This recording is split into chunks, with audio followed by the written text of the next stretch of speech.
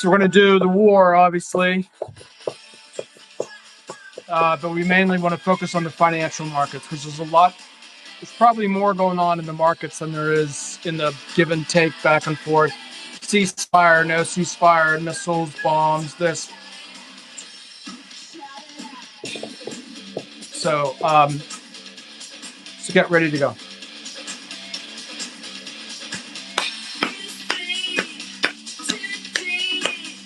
Okay, so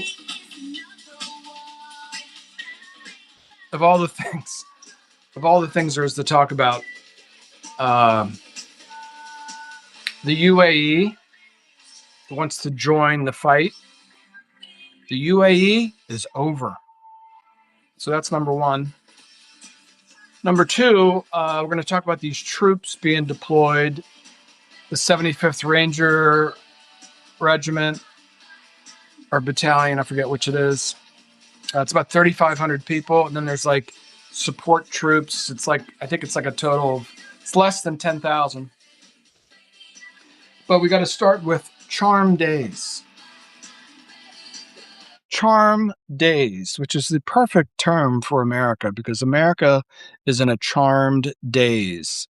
America has no idea what the fuck is going on anything. Go watch CNBC. They have no idea what's going on. They're just talking about the usual shit, and the CPI came in and the Fed's, data dependent. Just the same shit for 25 years. It's like nothing's changed. Okay. Like, the petrodollar recycling complex in the Persian Gulf is now Persian. It's not American anymore. It's Persian. And the UAE is going to go to war with Iran and lose. And it's going to become part of Oman. So here's what's going on. This is in San Diego. By the way, I was not here. I saw this somewhere else. So this is Charm Daze. She's a cute girl. I work at a strip club next to several military bases, and something I have noticed lately is all the military guys are coming in and they're spending all of their money, and they're just it's sad. They're kind of depressed, and they're just coming in oh yeah, we're gonna have fun. We're getting, what is it called? Deployed? We're gonna Deploy? or this is happening. I don't know. I don't want to spread misinformation or anything, but it's just a lot of them are really kind. And to see these young guys that look like my pinky toe, they're like fetuses coming in and then dancing with them and then being bye, and then it's actually making me emotional. It's fucked up. Okay, so I work at a strip club next to several military bases, and something I have noticed. Okay, if she's in San Diego, they're not even Marines; they're Navy SEALs. There's no soldiers in San Diego. They're at the bottom of San Diego where the naval base is. There might be some Marines, but she's primarily, I think, talking about Navy SEALs. The Marines are up north, Camp Pendleton, Oceanside, and above. Charm Daze. That's just that just did it for me. I love these monikers that say more than you get the idea. The reason, that's the end, people. That's what the end of a war sounds like. When you're being deployed and you don't know what the fuck you're fighting for or what the outcome's going to be or what. This is the end of the cult. This is the end of Gone with the Wind. This is Rhett Butler says, I'm joining the Confederate Army because I like lost causes. There's no nothing makes any sense. We're not sending 8,000 people to invade Alaska. Okay? What this really is, and as usual, whatever the line is on cable TV, I just get 2 or 3 times more pessimistic, and I'm always right. You're just, well, we're gonna we're gonna take what are we gonna do? We're gonna take an island? An island. What those troops are really doing, folks, they're the Praetorian Guard. That's the guard that surrounded the emperor. And I think the way it worked is you had to be in the legions for a long time. And you if you survived many, many, many battles, you became part of the Praetorian Guard. So the Roman emperor, which wasn't really exposed to foreign armies very often, but once in a while, So the Praetorian Guard, Napoleon had the same thing. He had the Old Guard when they surrendered at Waterloo. The rest of the armies surrendered, but the Old Guard said, "We don't surrender." So the coalition of armies around them just exterminated them. But let's all calm down. So they're sending about 10,000 people, and they're sending like 12 or 15 warthogs, which are that weird, ugly thing that like makes that weird fart noise whenever it shoots anti-tank rounds. They're not going to shoot tanks. The only way I can make sense of that's to defend a capital if it's going to be overrun. I think that's what that's for. So they're probably putting that all in Saudi Arabia. And now the UAE, it's on the Drudge Report. It's on the Drudge Report. The UAE is, quote, is going to fight. Well, they're done. Dubai is goodbye, Dubai. They're going to lose. This is what Iran did. This is why I did a thing called parlay. They're just going to hit a couple of things, blow up some radar, blow up some oil tanks, and go like, okay, let's all talk. We're all Muslims. Let's all be friends. And Oman is already on Iran's side, or neutral, which is sort of the same thing. Qatar is already on Iran's side. They said we're out of the war. Kuwait, which is a fake country, it's just carved out by the British Empire to steal some oil from Iraq. They're in play, but the UAE saying we're going to go all in. And Saudi Arabia, the reason they're doing this, people, Saudi Arabia and the UAE know that their regimes are teetering on collapse. They're on collapse. Think about what it would be like to be in Dubai right now. They hit the Citigroup building with a drone that sounds like a lawnmower. It costs like $3,000 or something, or 20,000. I forget which. The whole dream of like there's a Western city and the Persian Gulf recycling hundreds of billions of dollars into the Western financial system, it's over. It's over, and it's over forever. Iran could control the Persian Gulf by firing 4 missiles a day, right?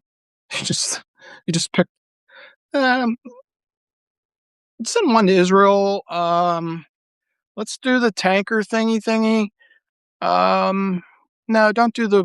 We'll save the desalinization plant for later.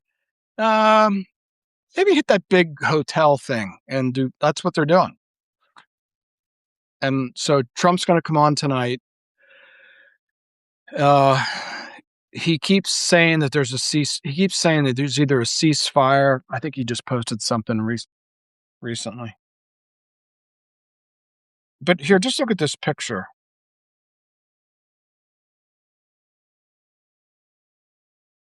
Look at this picture of him. Shit.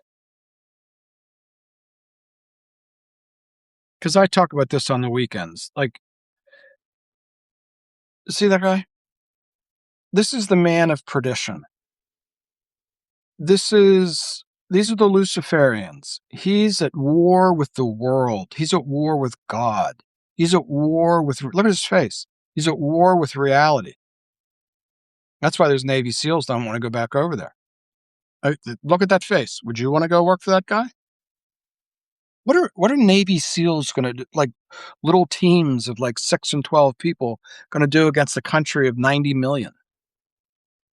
The war on terror is over. It was over on 9/11. We're not going to take on the world and win and bend everybody to our will. If you believe in this shit, if you believe in that, you believe we're going to win. I'm skeptical. His whole thing is just to beller into the world on Truth Social, like everything is a lie. That brilliant guy Mizrahi says that. He says, what does the West really have? Lies. The West has ever bigger lies. So we're going to get into the finance here in a minute because that's our biggest lie. The biggest lie is that the NASDAQ is worth $25 trillion. When I say that, I don't even really care if it goes up or down or sideways or whatever the fuck it does. There's nothing there. You're going to see in a couple of minutes, like there's nothing there. Okay.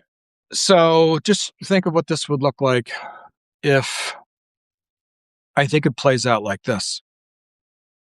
There is going to be this exhaustion of this like missile thing. I got more missiles than you. I blow up your shit. You blow up my shit. And let's just for fun say it's a stalemate. And Trump said this morning, we're going to get out of Iran. We're not in Iran, right? We're not in Iran. We're flying over it, blowing shit up. We're not in it.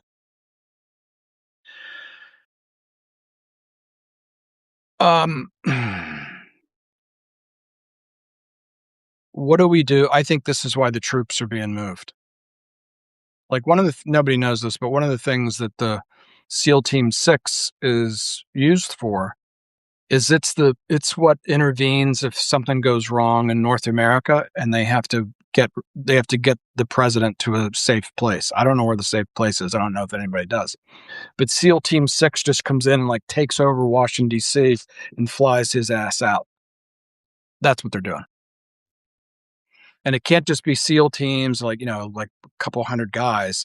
If you're going to like evacuate Dubai or Riyadh or something like that, or even Israel, you, you need like shock troops that are just like the guy who's buried in Wimber, PA. He was part of a team that was, and this is what I'm trying to get at. This isn't like they're going to land Navy SEALs and Marines and like do like a invasion kind of a thing. That's not what this is. This is when shit gets real bad. They drop these people right in the middle of like a giant firefight and they just kill everybody. That's what they're trained to do. They're just very bad people. The young man who won, not one, but 2 Medals of Honor, I don't know if they awarded him the second one, but they said when they watched the film of the firefight that he really made 2 actions in battle that would qualify for a Congressional Medal of Honor. Forgive me for not remembering his name. I've done a couple pieces. It's in Wimber, PA. So Riyadh, I don't even know what the capital of the UAE is. I guess it's Dubai, I don't know. I would guess it's Dubai, or the troops. The troops in all these nations, the U.S. troops, have been taken out of their bases and put in hotels. The retreat has already happened, people. The retreat is happening. We're not like moving into Iran. And if they do something like that, like they're talking about, just try to make sense of this. You hear like reasonable people saying things like, yeah, we're going to put, the Rangers in there and they're going to carry out the uranium.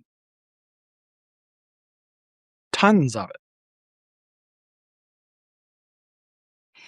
Let me tell you what that would look like. That would look like the assassination of Osama bin Laden.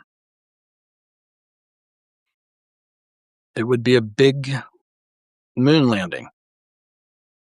Unbelievable. I can't. This is Donald Trump, President of the United States, announcing we have seized the uranium. Unbelievable. 14 Chinook helicopters with Navy SEALs and Rangers went in. They came out with the uranium. The war is over.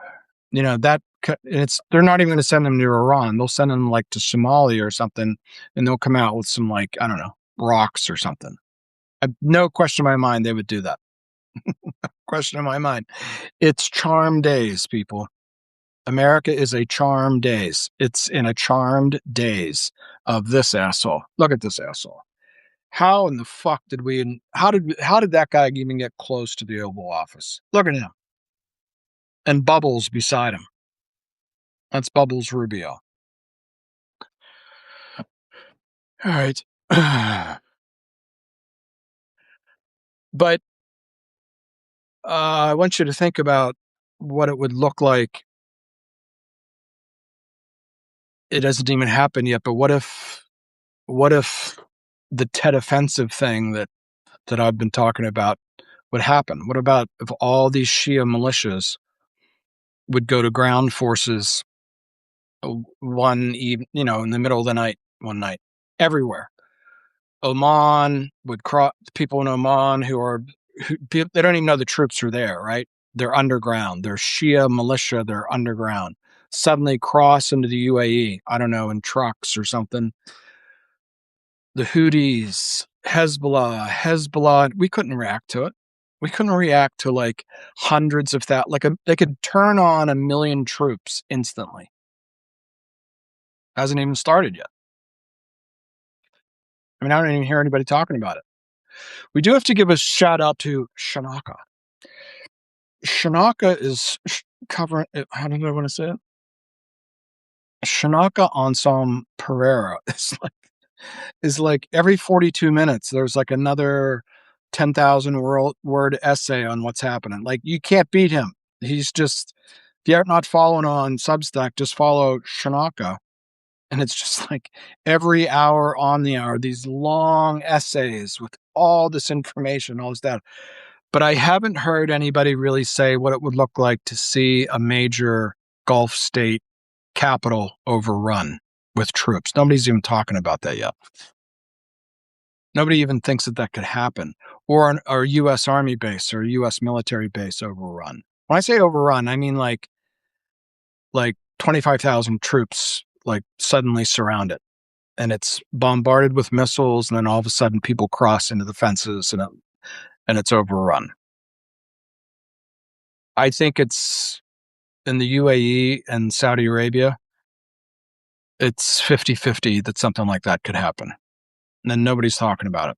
And we don't have enough troops to offset that. That's why the warthogs are coming in, because they would just fly them in and just spray everything that they possibly could to just keep them at bay until they get the dictators and the royal families and the Citigroup employees and the CIA people and everybody, just like Vietnam, when they pushed the helicopters into the ocean.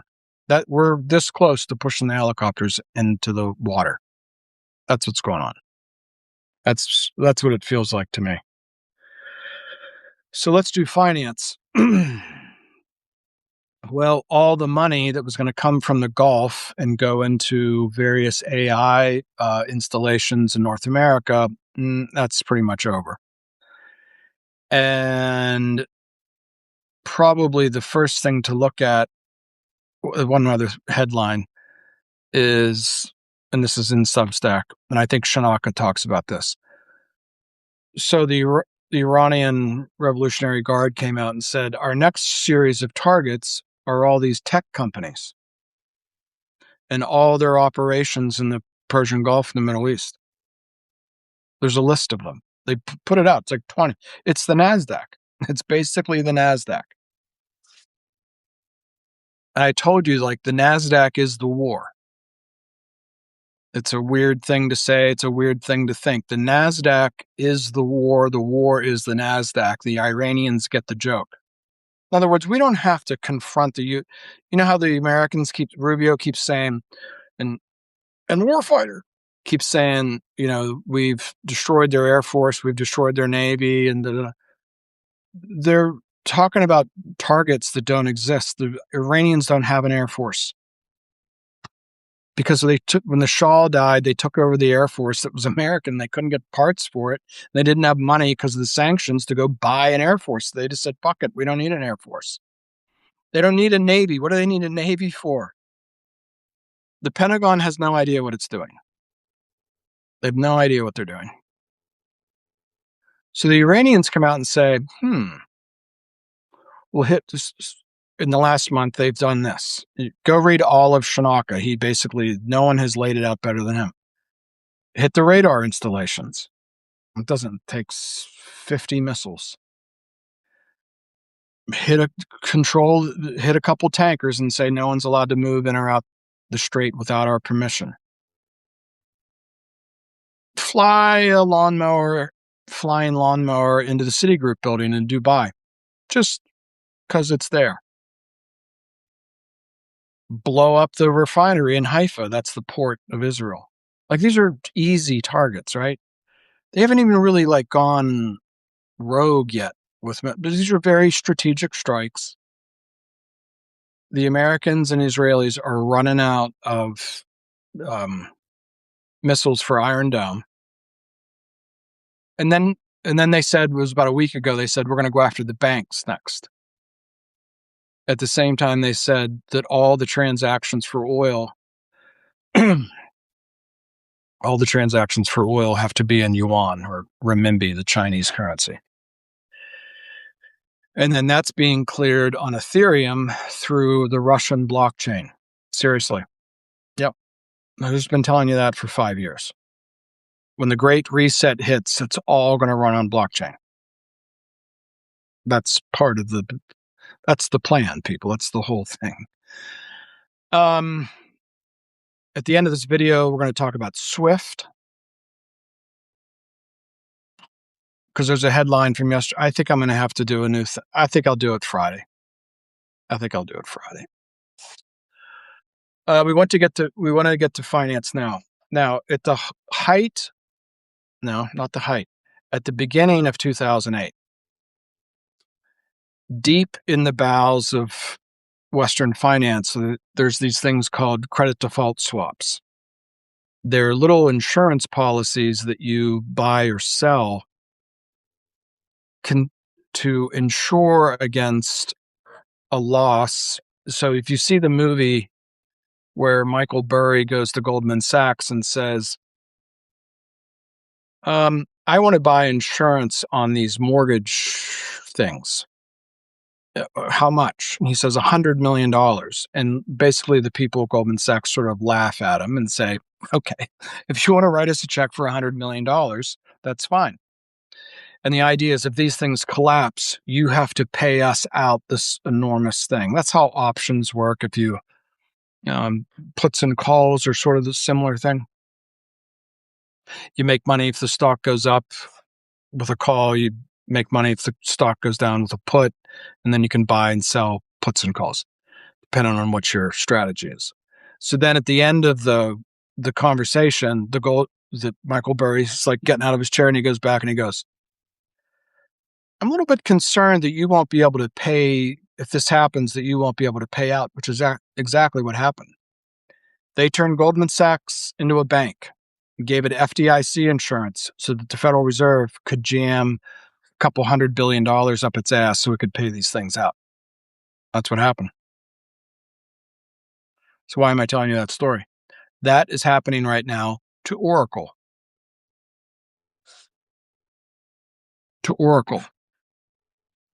Oracle's CDS are blowing up. You don't try to like understand the operations of inside of this. This is just this weird little esoteric thing in the financial system that shows the stress. Okay. It's basically the cost to insure against default. Okay. Let me see if I can find it here. Oh, there's the aluminum supply shock. I should have had this teed up for you earlier, but I think I posted it on Substack. Now, just to run the numbers with you again, says Apocalypse. See, these headlines keep coming through in the financial media. Iran says prepared to end war. None of these things are true. An hour later, they always come back and take them away.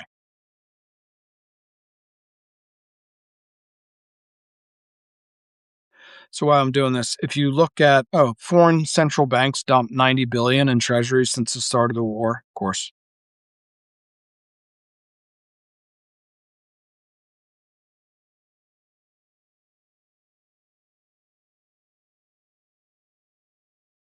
All right, we'll give this 30 more seconds then.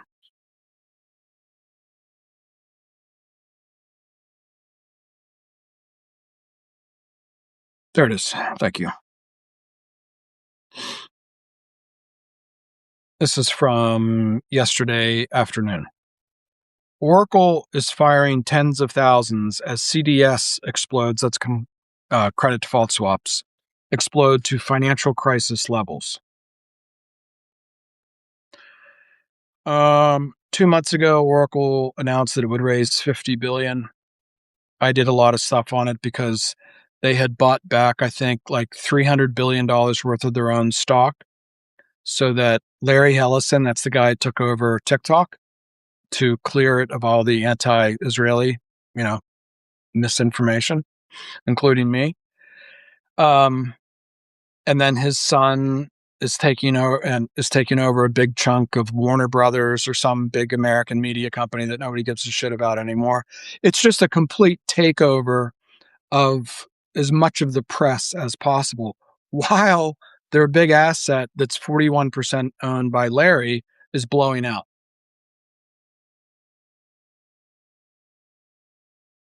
So here's what the graph looks like. So the red line is the value of the credit default swap. They're plunging like it's going to go bankrupt. Let me tone that down a bit. They're plunging as though it's possible that Oracle could go bankrupt. It's not the stock going down, mind you. Here's the spike right here. And here's 2008. We're in a 2008 scenario for tech stocks. You want to quote me on that? We're in what Lehman Brothers and Bear Stearns was to the mortgage industry is what Oracle and Facebook are to the Iranian AI war meltdown. Right there it is.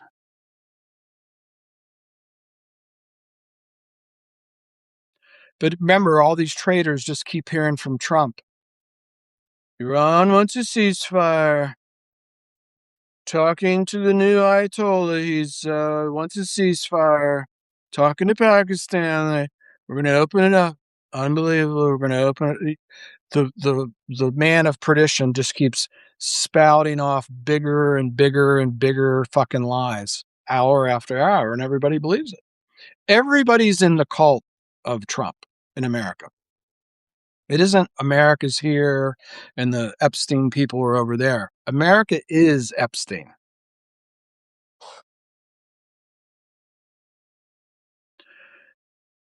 Okay, I'm just going to bore you with the bold-faced stock. You can go find it yourself on Zero Hedge.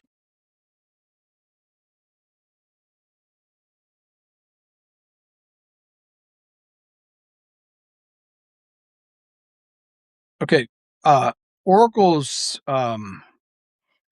AI build-out, quote, underestimates the infrastructure build-out necessary to execute on Oracle's $512 billion RPO balance.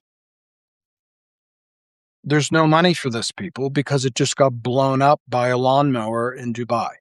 Do you get the joke? There's no money for all this shit anymore.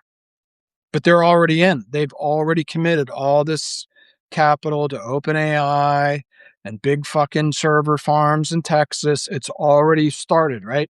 It's like, how many mansions did you see that were like half built that led up to the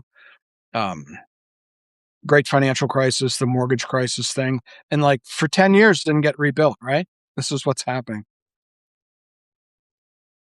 And the company will badly miss estimates and is forced to fund much higher capex, some $275 billion than consensus projects. So what do? Get rid of 30,000 employees. Now, it's a software company, right? So they can just go in and just fuck. I think it says here it is. Layoff emails began landing in inboxes around 6 a.m. Eastern. This is yesterday, informing recipients that their roles had been eliminated and that the day of notification would be their last day working with no prior discussion or HR outreach. Just you get an email, bye. Just get the fuck out of here. Everything turns off. Your computer turns off. You're not allowed to go to HR. You have no health insurance other than Cobra and stuff.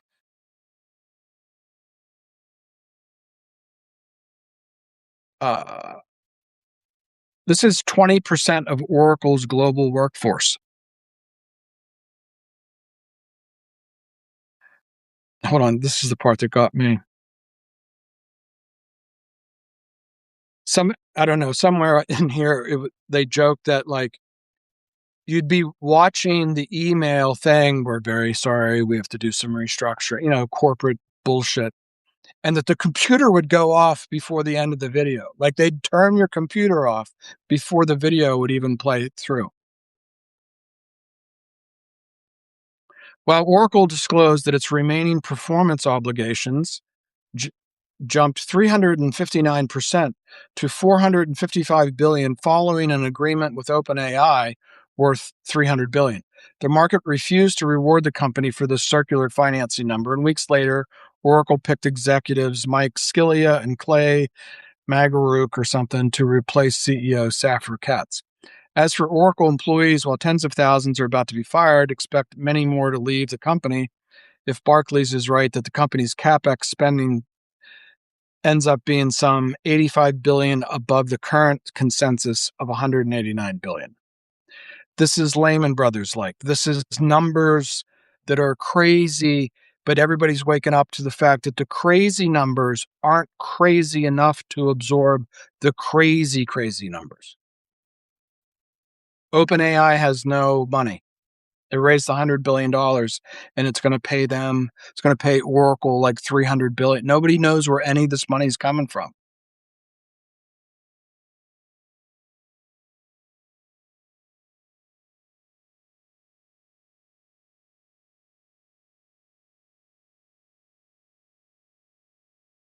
Sometimes it's good to just zip through the comments of Zero Hedge. A lot of it's just snarky, but once in a while you'll get like, once in a while, if you just take a minute and run through these, you'll get like somebody who will just put something in there with no comment and just say, click on this. And it'll take you to some like bizarre piece of information that you're never going to hear anywhere else. It's sort of like 3 or 4 years ago. I think it was around October 7th. Yeah. When I lost my other TikTok account and I was talking about these hypersonic missiles that Russia and China have. And it's pretty well confirmed now that Iran has them too, that fly like 9,000 miles an hour. It's like a physics question. And like, you know, MIT, can a projectile, can a missile fly through the upper atmosphere at 9,000 miles an hour? Anyway, somebody called me after my live and said, um, I worked for the Defense Department for 30 years as a consultant, and I will confirm that it's true that Iran, China, and Russia have those missiles, and we don't. He said, please delete my number from your phone and don't ever call me again, and hung up the phone. Sure, it's a true story. Now,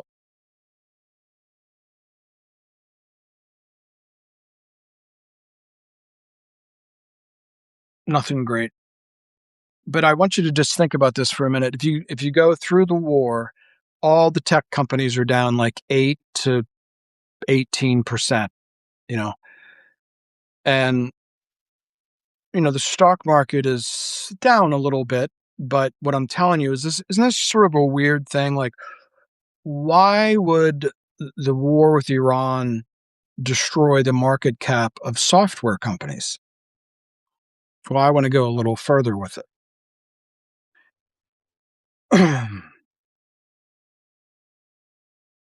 The software companies have been all of the gain in the stock market since Trump came to office. The AI companies have been all of the economic growth. The Federal Reserve even says that. The story of AI continues to be negative for the hyperscalers. In fact, and I just read this morning, I guess somehow all of Anthropic's code was published on Reddit. And then there's another guy who, how did this work? Somebody like got an AI agent, like a powerful one. And I think, no, yeah, Google. It was Google. I'm sorry. There's so many of these, like you can't keep track of them. Somebody got like a big agent, like we're building with Agent Hub, got a big, powerful agent and just aimed it at Google Gemini and stole the whole thing. And it's like running on a M5 Apple laptop. Like your brain can't even get around all this, what's going on.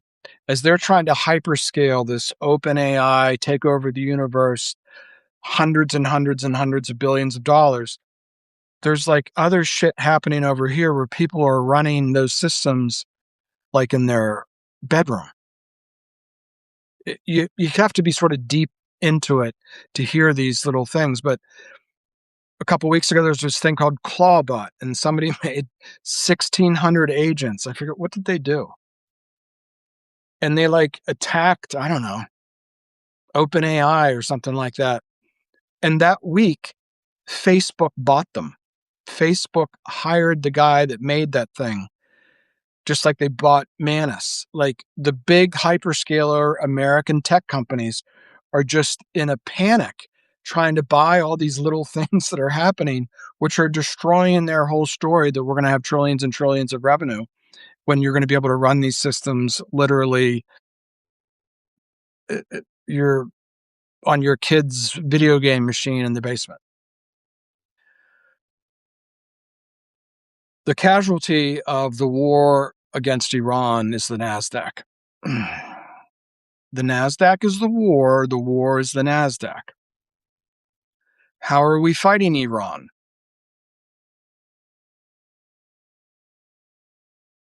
This is the war. This is deciding all the targets. This is probably deciding where the Rangers are going to go. It's a tech war, people. It's an AI war.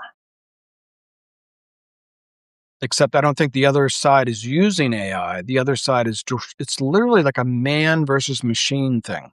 We're the machine, they're the man. They broke up Iran into 31 like semi-autonomous entities. So we're really fighting 31 Irans at the same time.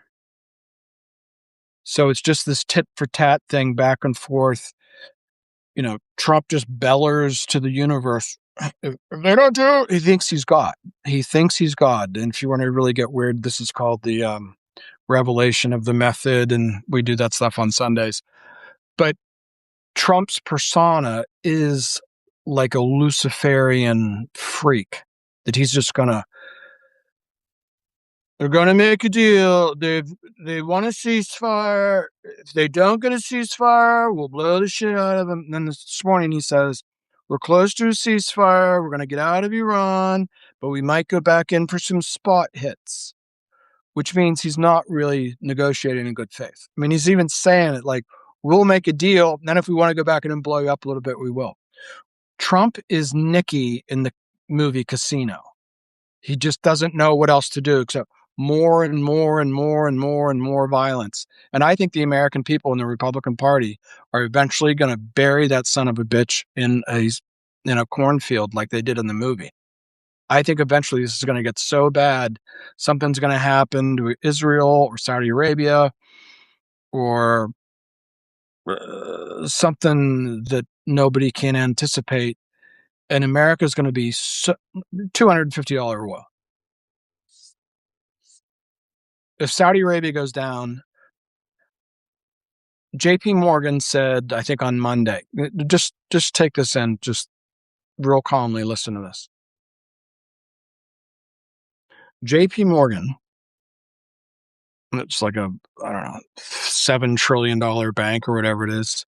Their research department said that if Iran is able to hit the Saudi pipelines, 9 million barrels a day. There's one pipeline that takes the stuff out to the Persian Gulf to load, and there's one that goes down to the Red Sea where the Houthis are. And JP Morgan said if Iran hits both of those, it could raise the price of oil by $20. These fucking people are absolutely delusional that manage all this money. They're absolutely delusional. $20? $20. We lose Saudi Arabia. We lose the Gawar field, which the world has lived on since like 1949. And it's going to go up $20?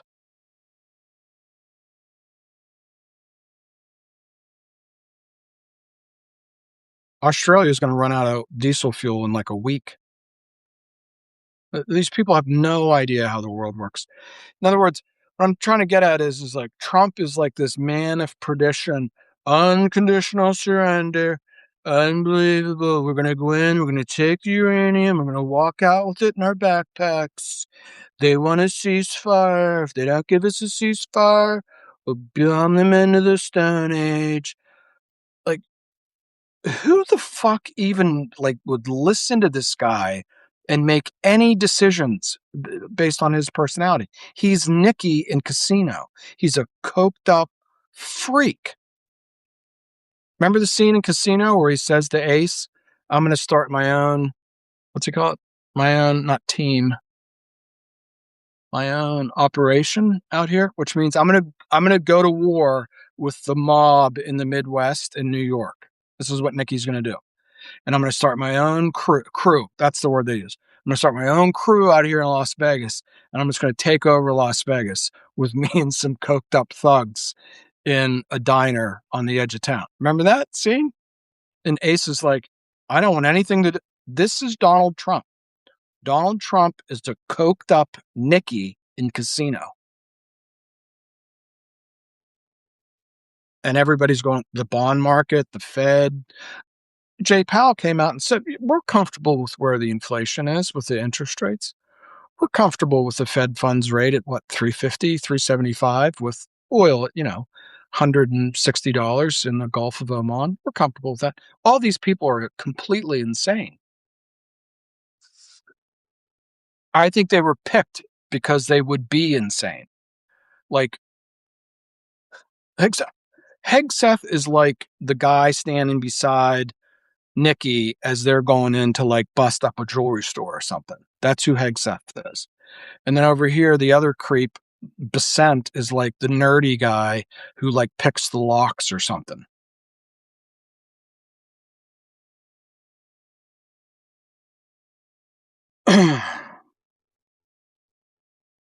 So I would say Iraq will go to the Shia. Remember back in the days, 20 years ago, just for new people on here, it's my thing that the NASDAQ bull market started with the war in Iraq. So the Middle Eastern war and the NASDAQ are the same thing.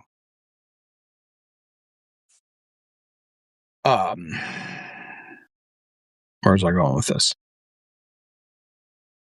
And we're going to pull this off because we have better tech, right?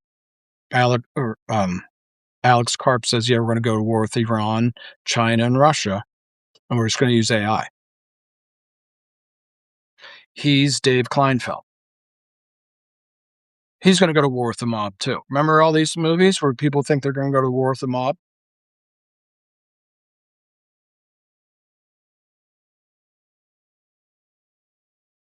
Right, finance.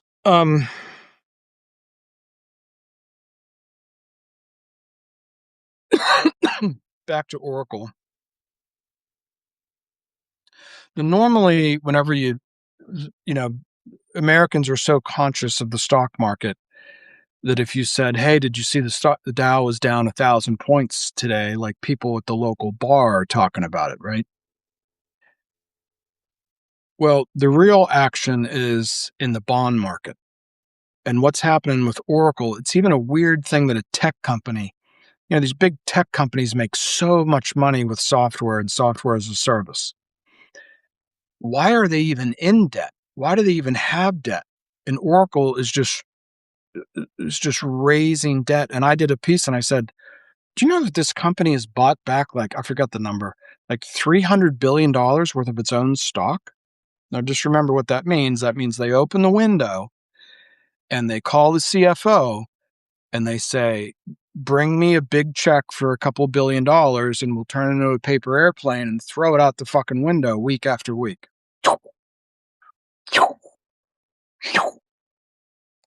Have nothing to show for it. They have less shares outstanding. So now we have one old Israeli asshole with a 22-year-old Ukrainian who owns 41% of a company that's just piling up all this tens of billions of dollars, hundreds of billions of dollars of obligations, primarily to OpenAI. And I'm gonna go on record right now saying it's 50-50 that Oracle will go down.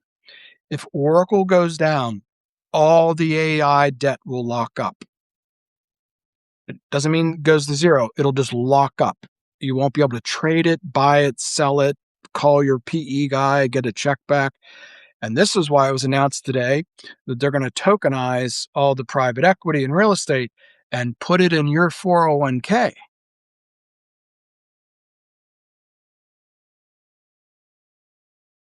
You may not even have a choice.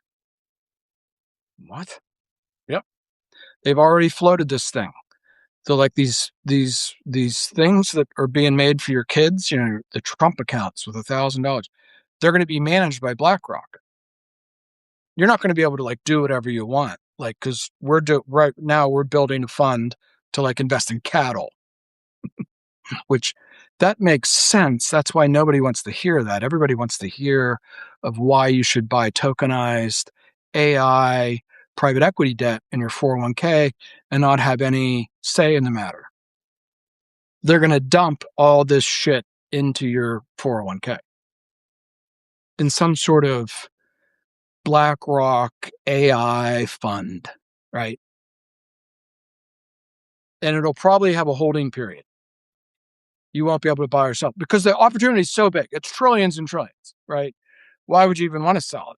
And because the AI index fund will be like 27% completely fucked private equity debt, BlackRock will determine how much it goes into there. I know you think there's only 77 people listening to me. It's funny because like I'm right about this and everybody else is wrong. And that's why there's 77 people listening to me. During COVID, the Federal Reserve created a $7 trillion facility and just handed it to BlackRock. $7 trillion. Why? Because there was $7 trillion of junk bonds with no bids. Not that they went down, not that the cow went from $3,000 to $2,700. The cow went from $3,000 and everybody looked at it and said, it has anthrax. It's now worth zero. All this AI debt is worth 20 or 30 cents on the dollar, just like the mortgages, people. And you're probably going like, but isn't this AI thing like the future? And yeah, it is. It's not a matter of whether or not the tech is worthwhile or you should use it or whatever. It's how Wall Street works. Wall Street wants to make as much money by any means possible. And whenever the thing blows up, they just look for an escape route. Go watch those movies, the 2008 movies. What is there? 2 or 3 of them, right?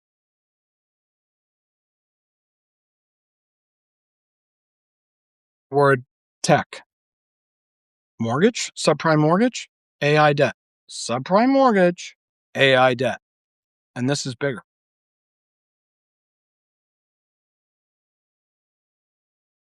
Now, I might as well go through this real quick.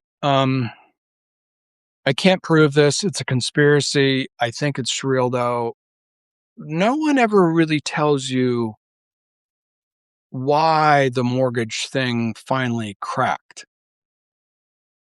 Well, it's in the movie. They went to work one day and they realized it was bad. No, no, no, no, no, no.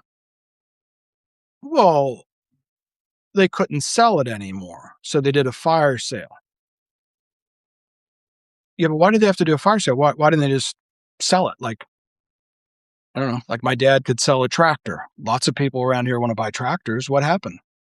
I can't prove this to you, but I think what really happened in the mortgage crisis was China.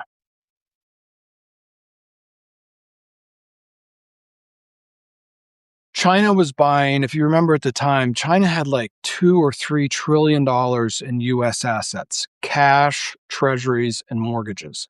And the mortgages were seen as the treasuries. They were considered the same thing. Triple A. So what Wall Street did is it started to put mortgage sausage in this triple A thing. They just put more and more earthworms in the sausage, so to speak. And then one day this just went away.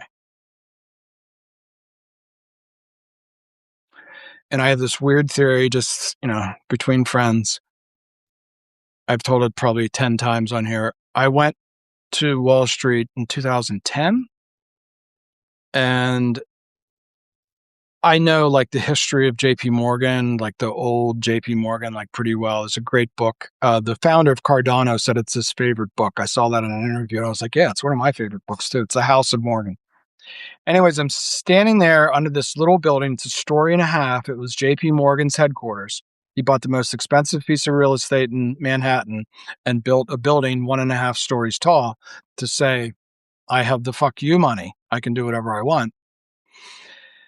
And I'm standing there and I look up and there's this weird flag sticking out of it.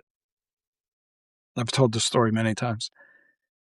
And I was like, what is it? It wasn't a nation's flag. It wasn't like a corporate flag. It was nothing I could identify. It actually looked a little bit almost like a military flag, like a weird regiment of like, the Scottish Highlanders or something. So it was like 2 or 3 years later. I don't know what went through my mind. And I looked it up. I don't know, flags of the world or flags. And I found the flag. And it was the flag of the Sino, Chinese, Angola Oil Company. Why would the flag of the Sino Angola Oil Company be sticking out of the JP Morgan headquarters? Because they own it. And there were rumors, sort of like off the beaten path, that as part of the 2008 thing, that the big banks needed capital so bad, like the Fed couldn't print it fast enough. And the Chinese, just like the Russians, just like the Iranians, just like everybody, had so much money in New York. And they knew that the banks were going to go down. They knew the Fed was going to print money, but the Chinese said, well, as part of our settlement, you don't want to lose money. We don't want to lose money. We don't want to pull all our money out. The old joke about if something like, if you owe $1 million to a bank, the bank owns you, and if you owe the bank $100 million, you own the bank, or some cliche like that. And that the fallout from the great financial crisis 2008 is that all the buildings, mainly from JP Morgan and a couple others, were sold to the Chinese, like for a fire sale, like for 20 cents on the dollar. I don't think anybody even really knows like what the real transaction was. But I'm just telling you, standing there in 2010, looking up and seeing the flag of the Sino Angola Oil Company. Well, let me tell you something, Linda. That just went down with the Gulf. So the trillions of dollars in the American financial system that flow through the Gulf and belong to the Gulf and to the UAE and Dubai and Kuwait and all these things. This is an enormous chunk of the capital that's controlled out of Manhattan. And it's going poof for a different reason. China didn't get attacked by missiles. But, I mean, how much money does Saudi Arabia have in the Western financial system? Switzerland, New York, probably Singapore. Trillions. Trillions and trillions and trillions. And it could be a fortnight away from Riyadh. Go look at the map where Riyadh is. It's not very far from the Gulf at all. So the UAE and MBS, the King of Saudi Arabia, want Trump to, quote, finish the job.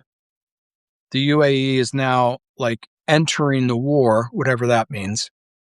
What are they going to like land troops on the other side of the Gulf?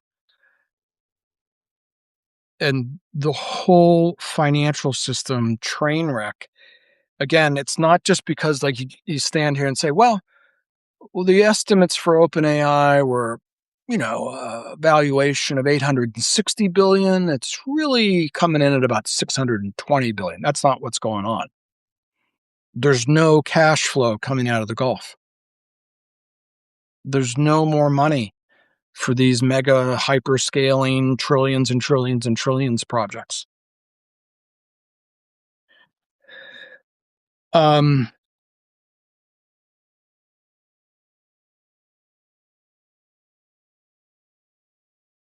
Where is Oracle stock, by the way?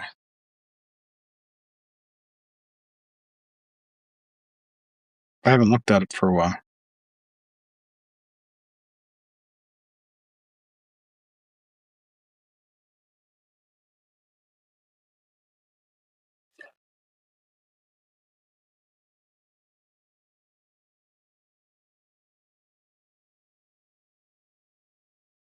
Let's do 5 years. Let's do 2 years. Let's do 1 year. So it's gone from a peak of 330 and it's trading for 150. So Oracle's down. Oracle's down 50% in 6 months. And in the last month during the war, it's basically sideways.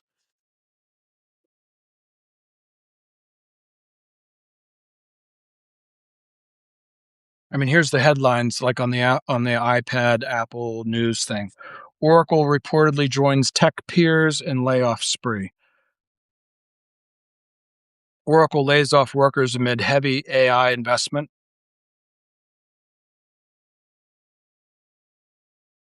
Market Watch. Why Oracle stock may be a go-to AI winner.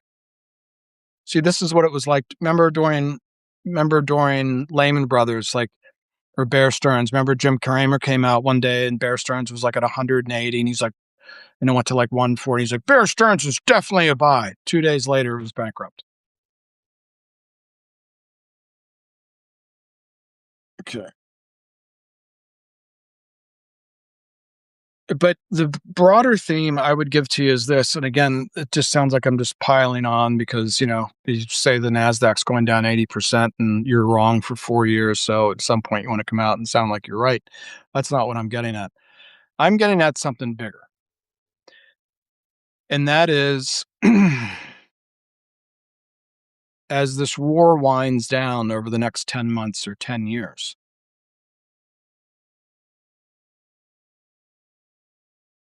the perpetrators of the Iran war, which is now going to cause famine and double-digit inflation for the whole world's population. Okay?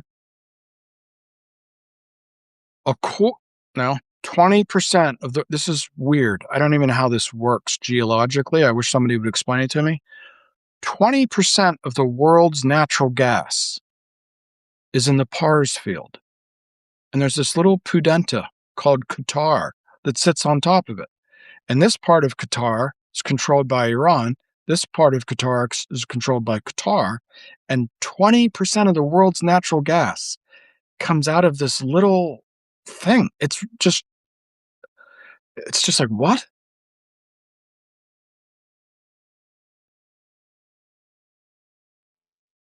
Billions and billions and billions and billions of people have just had their standard of living knocked back 40 or 50 years, because what will be seen as the coalition of American and Israeli technology, commonly called the NASDAQ.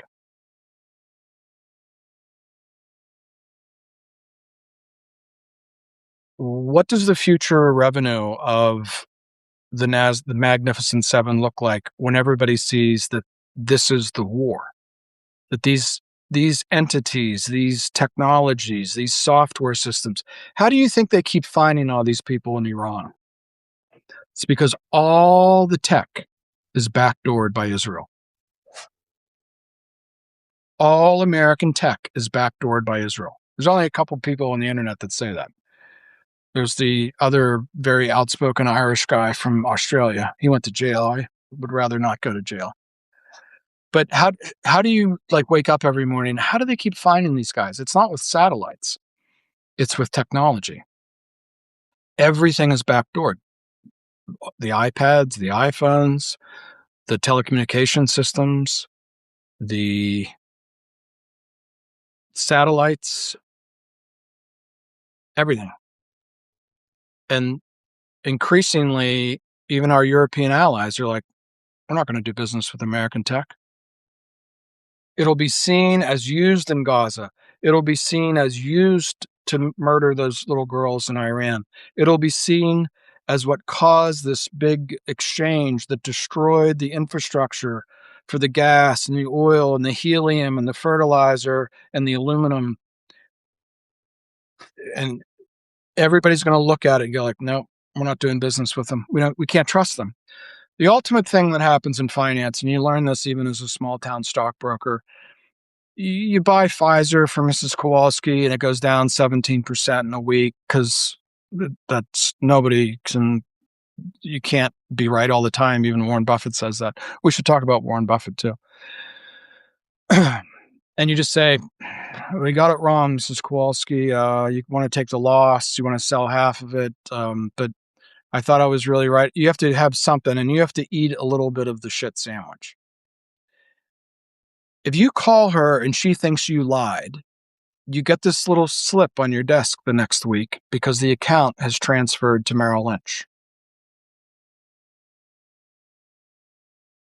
And what's happening right now is not that somebody's missing their earnings or spent too much money on the metaverse and nobody uses the metaverse. Thank you, Zuckerberg. Nobody trusts these fucking people. And I'm telling you, I think the trajectory of Alex Karp and Mark Zuckerberg and Larry Ellison and Bill Gates and the whole fucking lot of them is going to zero. To zero. That's why the NASDAQ's going to go down 80%. It's not because we don't have good tech companies. We have the best tech companies in the world. It's because of the war. It's because of this death cult. It's because of Epstein. It's because of Gaza, and it just this bizarre fascination with blood and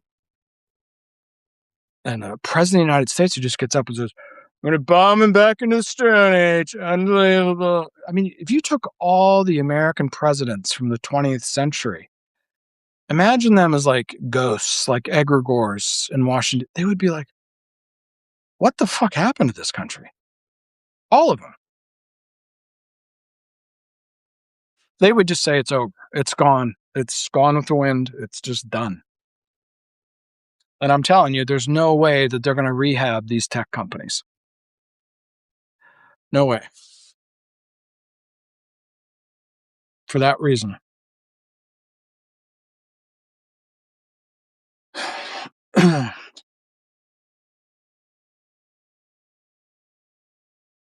If I lose you, it's because there's a power outage coming.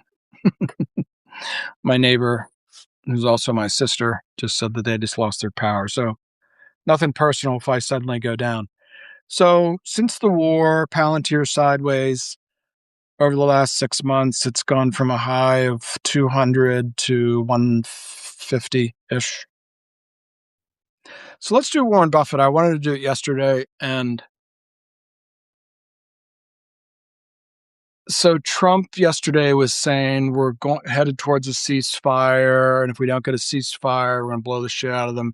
But here's the part that I thought was really interesting yesterday. And again, this is why you can be sure that NATO's going to zero. The NASDAQ's going to zero. Like, even our best allies aren't going to buy American technology. Even the Europeans aren't going to buy it.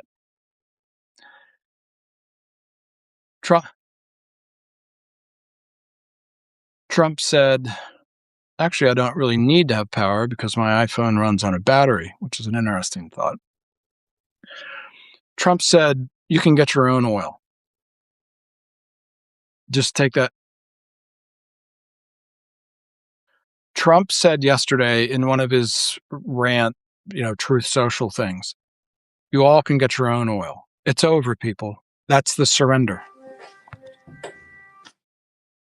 The president of the United States is like, the empire's over. The U.S. Navy's over. They know that they can't open the Strait up. So we're telling our allies, go figure it out. So the American petrodollar thing, as I've just described for the last hour, is over. It's over. There's no justifiable reason for this war with Iran. Everybody who's followed it says they always were reasonable about the negotiations about the nuclear power thing. The Ayatollah had issued a fatwa and said, we don't want nuclear weapons because they're, what's the word? Haram. They're sin. They're evil. They're ungodly. They're unpredictable. I think I said that word right. Haram. Omar, you can help me out with that. But I want to do Warren Buffett. So Warren Buffett was on with Becky Quick. And for the first time, he's really sort of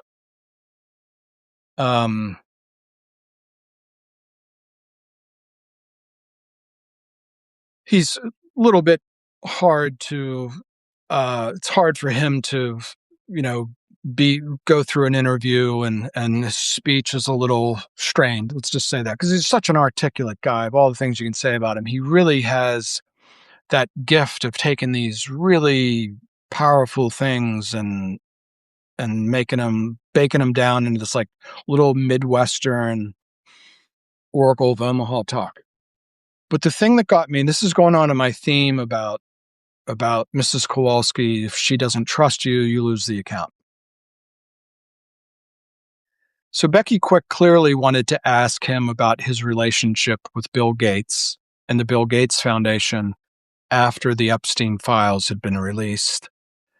And we know that Bill Gates, like all the elite of America, are somewhere in this sort of mafia-like system that Epstein and Wexner and the Rothschilds and Mossad and CIA and every other spooky person you can think of is in this thing. Even that woman who makes art for the Rothschilds, where they like make a thing that looks like a human and people go up and eat it.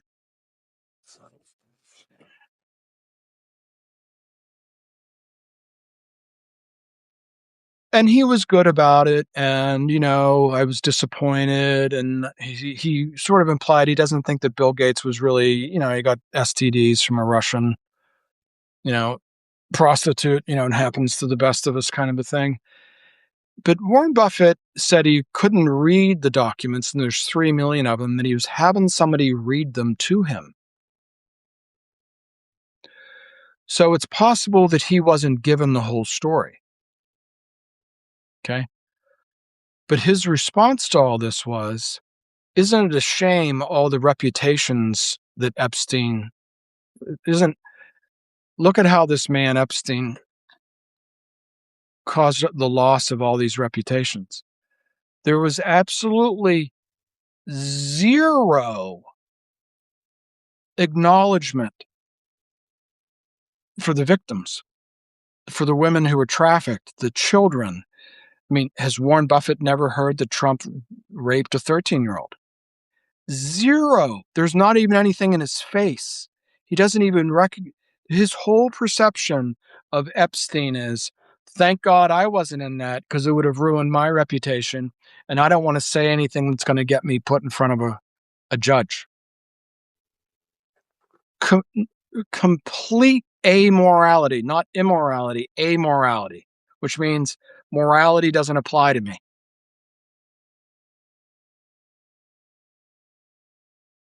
Go watch it yourself. It's, I don't know, 30 minutes long or something like that. Now, maybe he wasn't read the parts that he should have been read. Okay. But certainly the concept of underage girls in a prostitution rack, even like above board prostitution. There's places around you can go and pay people, right? And that's not what this was. These are people that are sort of groomed, somewhat hostagized, will call the police and they'll deport your family.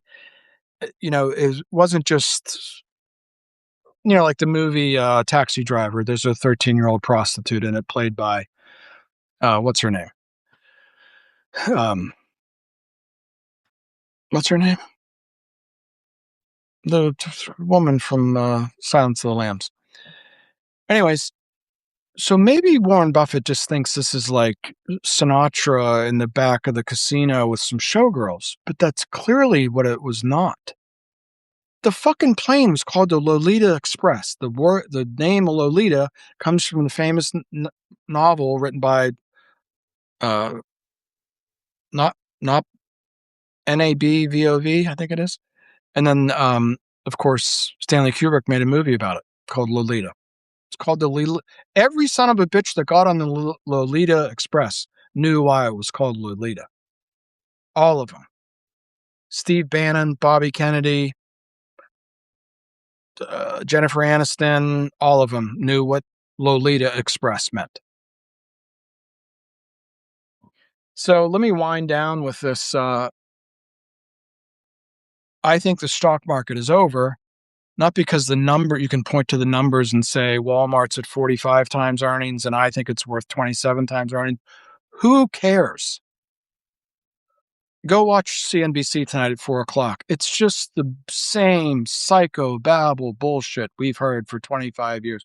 The Fed is data dependent and this, and Eli Lilly's making this acquisition, and they beat the consensus estimates by 2 pennies.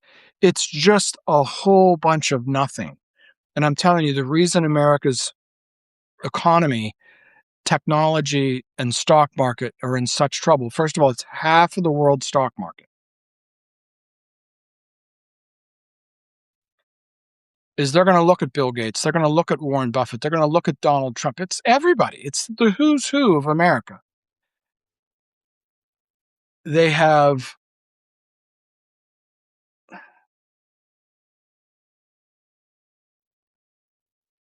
it's the Book of Revelation thing. It's like all the world. How does it go? We're intoxicated by their fornications. I think I got that right. That's what it's going to look like in the end. Like even more, like at no point did Warren Buffett say, um, he could have just at some point interjected, we really need to do something about this. That's all he would have had to say.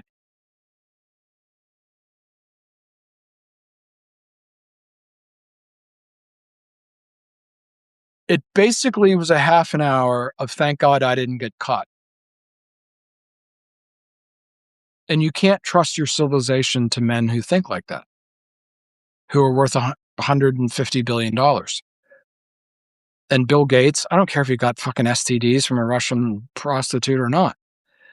But the fact that Larry Summers, the Treasury Secretary, all of these people are in this thing, the Lolita Express, right?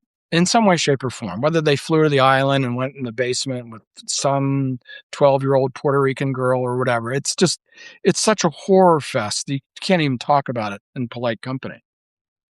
The entire who's who of America are Epsteiners in one way or another. Is there any legal operation going on to go after any of these people? No. And then we bomb little girls in Iran. Sort of the same thing. And then we bomb children in Gaza. Sort of the same thing, isn't it? So let me give me a shout out because it just popped into my head. So there's some people on Substack that are just crushing it. Okay, one is this woman. Let's see if it comes up. There's some really deep shit.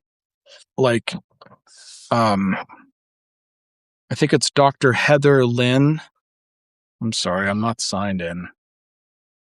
And then there's one, the revelation of the Noahide laws, and that are going into like the religio occult psychology of all this ritualistic sex and magic and the occult and like how.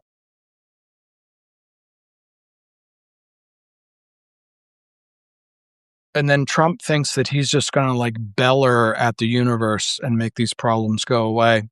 And the financial system should really be appalled by Trump. And it's not. This is my point to you, and I'll wind down with this. Trump is the stock market. The stock market is like a man of perdition. It just bellers to the world, we're going to do whatever we want. We're worth $25 trillion, even though our AI is probably barely keeping up with China's. We're worth more and more and more and more and more, even all the industrial capacity. I mean, there was a thing on 60 Minutes the other two Sundays ago where we're learning how to make a ship again from Korea. We can't make a ship, but our stock market's worth 50% of the world's.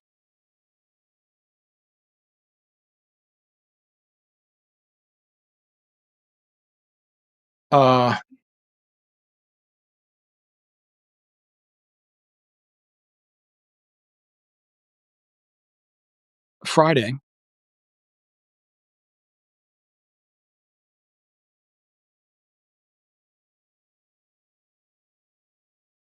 on The Nationalist, we're going to talk about the headline that you've not heard anywhere. From a financial standpoint, it's the most important headline you're going to hear anywhere. You're not going to hear it from anybody. Listen to me when I say this. It was announced the entire SWIFT system, the global banking system, is going to run on Ethereum.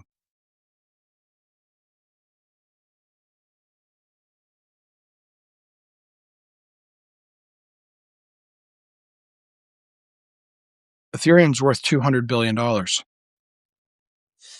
The entire SWIFT global banking system. I thought it was going to be on Ripple and XRP. It was announced this week that the entire system is going to run on Ripple. Sorry, on Ethereum. I'm sorry. I was distracted by the Humpty Hump dance.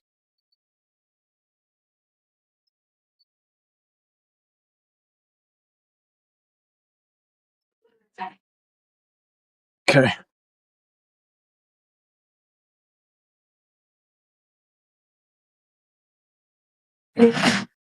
Hold on. We lost the fucking Wi-Fi. Jesus Christ. Mr. Snurdly.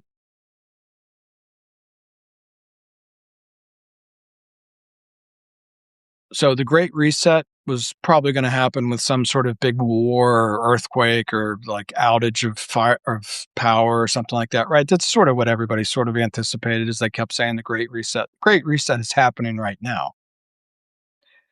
And oh, I see. We might be off. Yeah, I think we're out of power. Yeah, we're out of power. Sorry, people. So no Humpty Dance for you today. Friday on The Nationalist.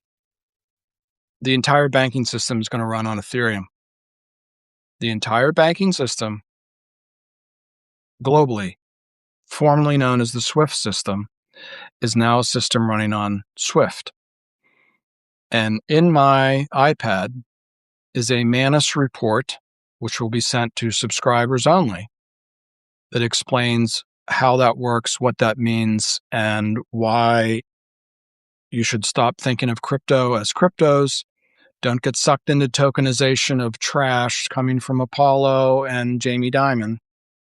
All you need to know about what's going on with the Great Reset is Ethereum.